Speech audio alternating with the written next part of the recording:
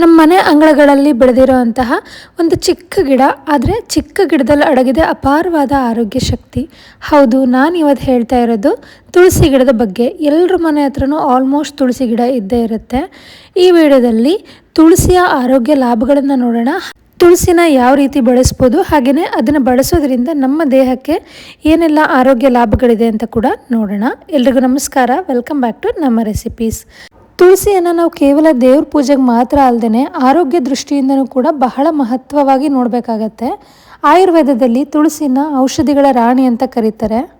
ಜ್ವರ, ಶೀತ, ಕೆಮ್ಮು, ನೆಗಡಿ ಎಲ್ಲ ಇದ್ದಾಗ ತುಳಸಿನ ಬೆಸ್ಟ್ ಹೋಮ್ ರೆಮಿಡಿಯಾಗಿ ಯೂಸ್ ಮಾಡ್ತಾರೆ. ಇದನ್ನು ಬಳಸೋದ್ರಿಂದ ಇಮ್ಯುನಿಟಿ ಬೂಸ್ಟ್ ಆಗುತ್ತೆ, ಡೈಜೆಷನ್ ಇಂಪ್ರೂವ್ ಆಗುತ್ತೆ, ಹಾಗೆಯೇ ಸ್ಟ್ರೆಸ್ ರಿಲೀಫ್ ಮಾಡಲಿಕ್ಕೆ, ಉಸಿರಾಟದ ತೊಂದರೆ ಇರೋರಿಗೆ ಎಲ್ರಿಗೂ ಕೂಡ ಇದು ತುಂಬಾ ಬೆಸ್ಟ್ ಹೋಮ್ ರೆಮಿಡಿ.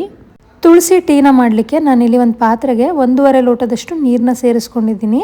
ಹಾಗೆಯೇ 1 ಹಿಡಿಯಷ್ಟು ತಾಜಾ ತುಳಸಿ ಎಲೆಗಳನ್ನು ತೊಗೊಂಡಿದ್ದೀನಿ. ಇದನ್ನೆಲ್ಲ ಚೆನ್ನಾಗೊಮ್ಮೆ ವಾಶ್ ಮಾಡಿಕೊಂಡು ನೀರಿಗೆ ಹಾಕ್ಕೊಂಡು ಚೆನ್ನಾಗಿ ಕುದಿಸ್ಕೋಬೇಕಾಗತ್ತೆ. ತುಳಸಿ ಚಹಾ ಕುಡಿಯೋದ್ರಿಂದ ದೇಹ ಡಿಟಾಕ್ಸ್ ಆಗಲಿಕ್ಕೆ ಸಹಾಯ ಮಾಡುತ್ತೆ.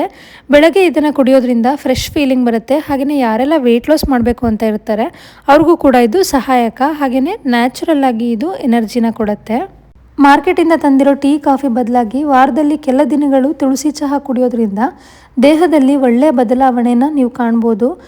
ಎಲ್ಲಿವರೆಗೂ ಕುದಿಸ್ಕೋಬೇಕು ಅಂದರೆ, ನಾನಿಲ್ಲಿ 1.5 ಲೋಟ ನೀರು ಬಳಸ್ಕೊಂಡಿದ್ದೀನಲ್ವ, ಅದು ಚೆನ್ನಾಗಿ ಕುದ್ಬಿಟ್ಟು 1 ಲೋಟಕ್ಕೆ ರೆಡ್ಯೂಸ್ ಆಗುತ್ತೆ. ಅಲ್ಲಿವರೆಗೂ ಕೂಡ ಕುದಿಸ್ಕೊಳ್ತೀನಿ.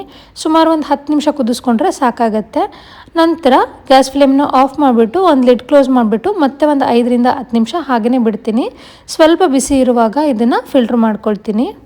ಗ್ರೀನ್ ಟೀ ಬದಲಾಗಿ ಕೆಲವೊಂದು ದಿನಗಳಲ್ಲಿ ಬೆಳಗ್ಗೆ ಅಥವಾ ಸಂಜೆ ಈ ಥರ ಟೀ ಕುಡಿಯೋದ್ರಿಂದ ನ್ಯಾಚುರಲ್ ಆಗೂ ಇರುತ್ತೆ, ಹಾಗೆಯೇ ರಿಫ್ರೆಶಿಂಗ್ ಆಗೂ ಕೂಡ ಇರುತ್ತೆ. ತಾಜಾ ತುಳಸಿ ಎಲೆಗಳಿಂದ ತಯಾರಿಸಿರುವ ಈ ಚಹಾ ಹೆಚ್ಚು ಕೆಮಿಕಲ್ಸ್ ಇಲ್ಲದೇ ನ್ಯಾಚುರಲ್ ಆಗಿ ಆರೋಗ್ಯವನ್ನು ಕಾಪಾಡುತ್ತೆ.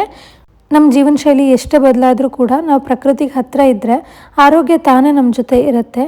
ತುಳಸಿಯಂತಹ ಒಂದು ಸರಳ ಶಕ್ತಿಶಾಲಿ ಗಿಡ ನಮ್ಮ ದಿನಚರಿಯಲ್ಲಿ ಇರಲೇಬೇಕು. ತುಳಸಿ ಬಗ್ಗೆ ಹೇಳ್ತಾ ಹೋದರೆ ಇನ್ನೂ ಸುಮಾರಷ್ಟಿದೆ, ಅದಕ್ಕೆ ಇದನ್ನು ಪ್ರಕೃತಿಯ ಔಷಧಿ ಅಂತ ಹೇಳೋದು.